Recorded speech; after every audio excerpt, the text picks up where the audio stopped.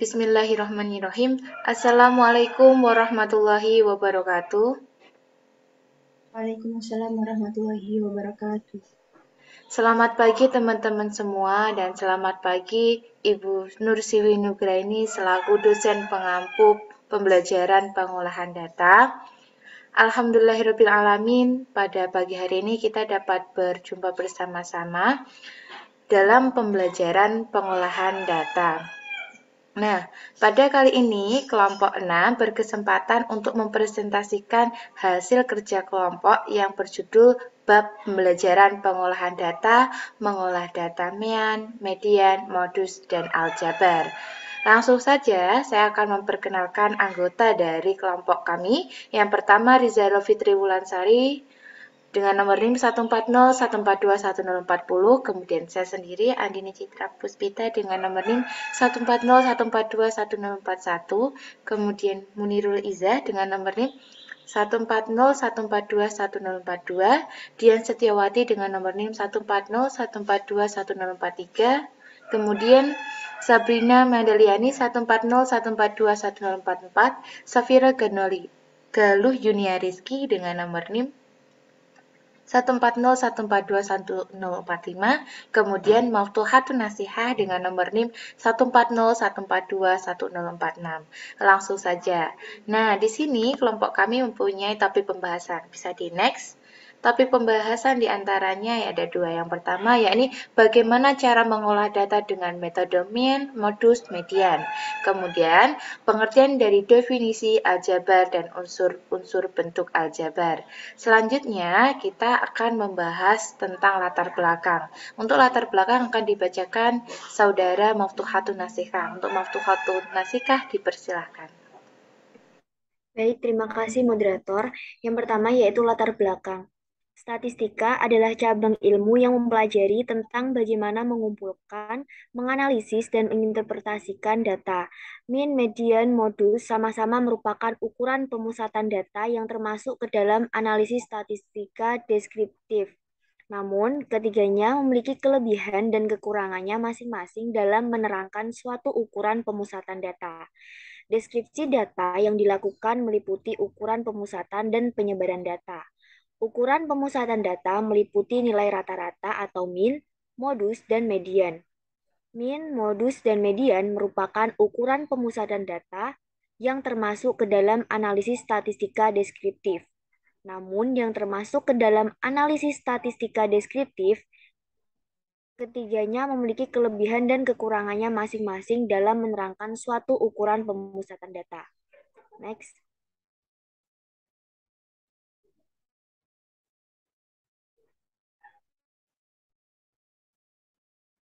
Bisa di next, Mbak.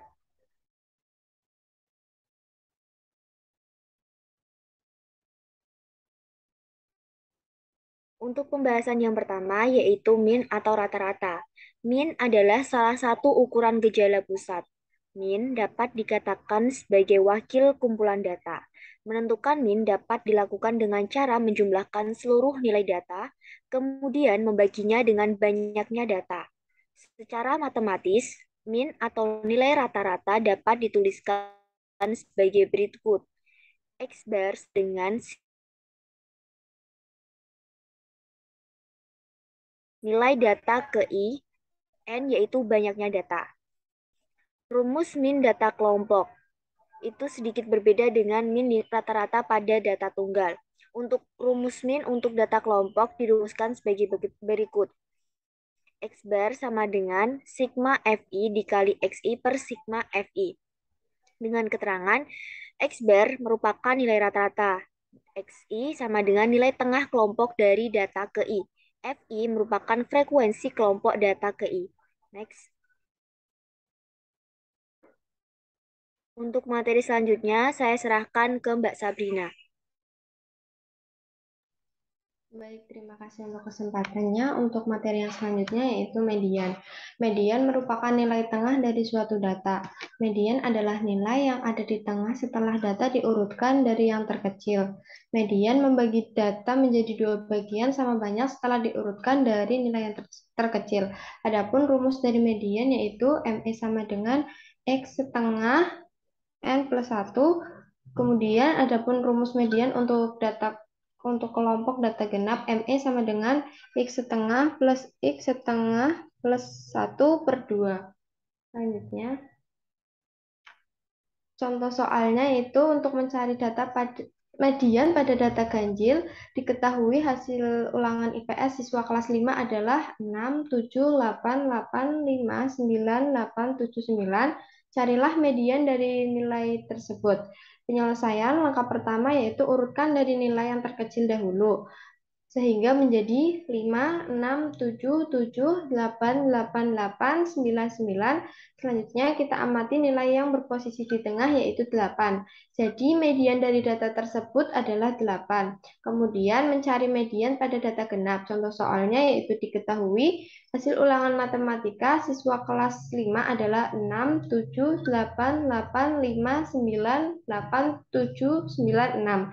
Carilah median dari nilai tersebut. Penyelesaian yang pertama yaitu urutkan dari nilai yang terkecil terlebih dahulu sehingga menjadi 5, 6, 6, 7, 7, 8, 8, 8, 9, 9. Karena jumlahnya genap, maka data paling tengah sudah pasti dua nilai bukan satu. Coba perhatikan 5, 6, 6, 7, 7, 8, 8, 8, 9, 9. Nah, setelah ditemukan dua nilai paling tengah, selanjutnya adalah menghitung rata-rata kedua angka tersebut, yaitu 7 ditambah 8 sama dengan 15. 15 kemudian dibagi 2 menjadi 7,5. Jadi, median dari data tersebut adalah 7,5. Untuk materi selanjutnya, saya serahkan kepada Mbak Safira.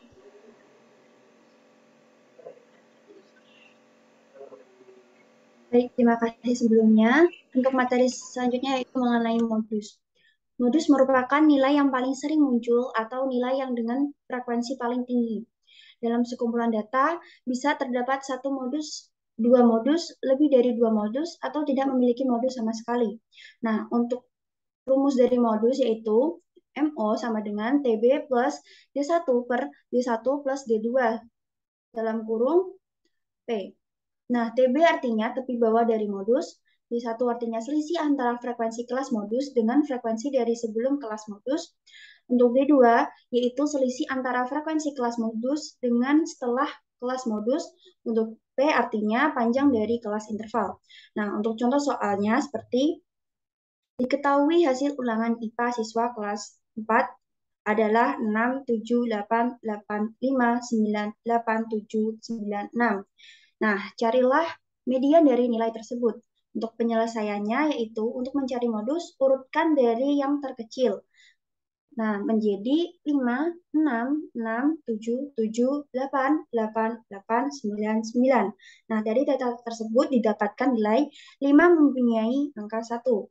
6 ada 2, 7 ada 2, 8 ada 3, 9 ada 2. Nah, dapat terlihat bahwa nilai yang frekuensinya paling tinggi adalah 8, yaitu karena muncul sebanyak 3 kali sehingga modus dari data tersebut adalah 8.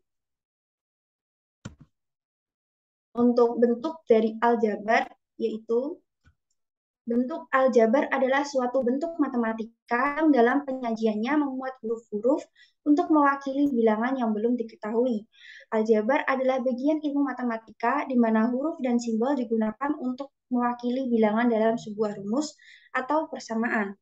Untuk belajar aljabar, siswa harus memiliki suatu pemahaman konseptual tentang penggunaan simbol-simbol konteks, di mana simbol-simbol tersebut digunakan. Nah, adapun unsur-unsur yang perlu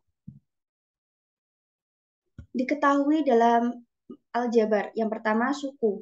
Suku adalah variabel beserta koefisiennya atau konstanta pada bentuk aljabar yang dipisahkan oleh operasi jumlah atau selisih. Suku-suku jenis suku-suku sejenisnya adalah suku yang memiliki variabel dan pangkat dari masing-masing variabel yang sama. Untuk yang ketiga yaitu suku tak sejenis adalah suku yang memiliki variabel dan pangkat dari masing-masing variabel yang tidak sama. Untuk kemudian variabel adalah lambang pengganti suatu bilangan yang belum diketahui nilainya dengan jelas. Untuk selanjutnya konstanta. Konstanta adalah suku dari suatu bentuk aljabar yang berupa bilangan dan tidak memuat variabel. Untuk kemudian terakhir, koefisien adalah faktor konstanta dari suatu suku pada bentuk aljabar. Nah, untuk materi selanjutnya dapat disampaikan oleh rekan saya. Terima kasih. Baik, terima kasih. Materi selanjutnya adalah cara mengajarkan kepada siswa SD tentang bentuk aljabar. Aljabar adalah bagian ilmu matematika di mana huruf dan simbol digunakan untuk mewakili bilangan dalam sebuah rumus atau persamaan. Pembelajaran pada materi ini ditunjukkan agar siswa dapat mengubah bentuk kalimat menjadi simbol sehingga dapat menerapkan operasi aljabar untuk menyelesaikan masalah sehari-hari. Operasi aljabar merupakan salah satu sebab yang terdapat dalam bab aljabar. Sebab ini menjelaskan tentang cara menjumlahkan, mengurangkan, mengalihkan, membagikan, dan perpangkatan bentuk aljabar. Untuk belajar aljabar, siswa harus memiliki suatu pemahaman konseptual tentang penggunaan simbol-simbol dan konteks di mana simbol-simbol tersebut digunakan. Pemahaman konseptual matematis siswa terhadap simbol-simbol yang tepat dapat membantu siswa dalam mempelajari aljabar dengan mudah. Namun, banyaknya simbol-simbol operasi aljabar yang digunakan seringkali menyulitkan siswa dalam memahami bentuk aljabar. Next, Mbak.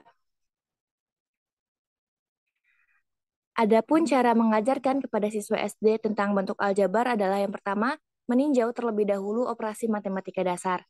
Untuk mulai mempelajari aljabar, harus mengetahui kemampuan matematika dasar seperti menjumlahkan, mengurangkan, mengalihkan, dan membagi. Matematika sekolah primer atau dasar ini sangatlah penting sebelum memulai mempelajari aljabar. Jika kita tidak menguasai kemampuan-kemampuan ini, akan sulit untuk menjelaskan konsep-konsep yang lebih rumit yang diajarkan dalam aljabar. Baik, terima kasih. Selanjutnya akan disampaikan oleh Mbak Iza. Baik, terima kasih untuk materi selanjutnya yaitu cara mengajarkan kepada siswa SD tentang bentuk aljabar. Ketahuilah urutan operasi. Salah satu hal paling rumit tentang menyelesaikan persamaan aljabar sebagai seorang pemula adalah mengetahui urutan memulainya. Untungnya ada urutan tertentu untuk menyelesaikan soal-soal ini. Yang pertama, kerjakan operasi matematika apapun dalam tanda kurung, kemudian kerjakan eksponen atau pangkat, kemudian kalikan, kemudian bagi, kemudian jumlahkan, dan terakhir kurangkan. Sarana yang berguna untuk mengingat urutan operasi ini adalah akronim KPK BJK. Pelajari cara menerapkan urutan operasi tersebut di sini. Untuk meringkas, urutan operasinya adalah kurang, pangkat atau eksponen, kali, bagi, jumlah, dan kurang. Next. Untuk materi berikutnya yaitu cara mengajarkan kepada siswa SD tentang bentuk aljabar. Ketahuilah cara menggunakan angka-angka negatif. Yang pertama, dalam aljabar, penggunaan angka-angka negatif sangatlah umum. Jadi sebaiknya tinjau cara menjumlahkan, mengurangkan, mengalihkan, dan membagi angka-angka negatif sebelum memulai mempelajari aljabar. Berikut adalah beberapa dasar angka negatif untuk diingat untuk informasi yang lebih lanjut. Lihatlah artikel-artikel kami mengenai penjumlahan dan pengurangan angka-angka negatif dan pembagian dan perkalian angka-angka negatif. Dalam garis angka, versi negatif dari sebuah angka berjarak sama dari 0, seperti jarak angka positif dari 0, tetapi dalam arah yang berlawanan. Kemudian menjumlahkan dua angka negatif membuat angka semakin negatif. Atau dengan kata lain, digitnya akan lebih besar, tetapi karena angkanya negatif, nilainya lebih kecil. Kemudian dua tanda negatif saling meniadakan. Mengurangkan angka negatif sama dengan menjumlahkan angka positif. Kemudian mengalihkan atau membagi dua angka negatif memberikan jawaban positif. Yang terakhir, mengalihkan atau membagi angka positif dan angka negatif memberikan jawaban negatif. Untuk materi selanjutnya akan disampaikan oleh Mbak Rizaro. Oke, baik, terima kasih. Dan untuk cara yang terakhir yaitu ketahuilah cara menyusun soal-soal yang panjang. Meskipun soal-soal aljabar yang sederhana dapat dengan mudah diselesaikan, soal-soal yang lebih rumit bisa membutuhkan langkah-langkah yang banyak. Untuk menghindari kesalahan, buatlah pekerjaan Anda tetap tersusun dengan memulai baris yang baru setiap kali Anda mengerjakan satu langkah untuk menyelesaikan soal Anda. Jika Anda bekerja dengan persamaan dua sisi, cobalah untuk menuliskan semua tanda sama dengan di bawah tanda sama dengan yang lain. Dengan cara ini, jika Anda membuat kesalahan di suatu tempat, akan lebih mudah untuk menemukan dan membetulkannya. Misalnya, untuk menyelesaikan persamaan 9/3 dikurangi 5 ditambah 3 dikali 4, kita mungkin dapat menyusun soal kita seperti ini. 9/3 dikurangi 5 ditambah 3 dikali 4. Selanjutnya 9/3 dikurangi 5 ditambah 12. 3 dikurangi 5 ditambah 12. 3 ditambah 7 sama dengan 10. Sekian dari saya kembalikan ke moderator. Baik, terima kasih teman-teman semua telah menyampaikan materi. Saya akan membacakan kesimpulan dari pembelajaran hari ini. Perlu diketahui, Mian adalah salah satu ukuran gejala pusat. Mian dapat dikatakan sebagai wakil kumpul data. Kemudian median merupakan nilai tengah dari suatu data. Median juga mempunyai nilai yang ada di tengah setelah data diurutkan dari yang terkecil menuju yang kebesar. Kemudian modus. Modus merupakan nilai yang paling sering muncul atau nilai dengan frekuensi paling tinggi. Pengertian dari aljabar itu sendiri merupakan bagian ilmu matematika di mana huruf dan simbol digunakan untuk mewakili bilangan dalam sebuah rumus maupun persamaan.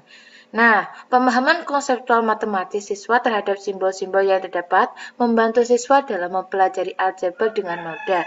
Adapun beberapa cara dalam mempelajari materi aljabar yaitu yang pertama, meninjau terlebih dahulu operasi matematika dasar. Ketahuilah urutan operasi, kemudian ketahuilah cara menggunakan angka-angka negatif, dan yang terakhir adalah ketahuilah cara menyusun soal-soal yang panjang. Sekian presentasi dari kelompok kami. Terima kasih disampaikan.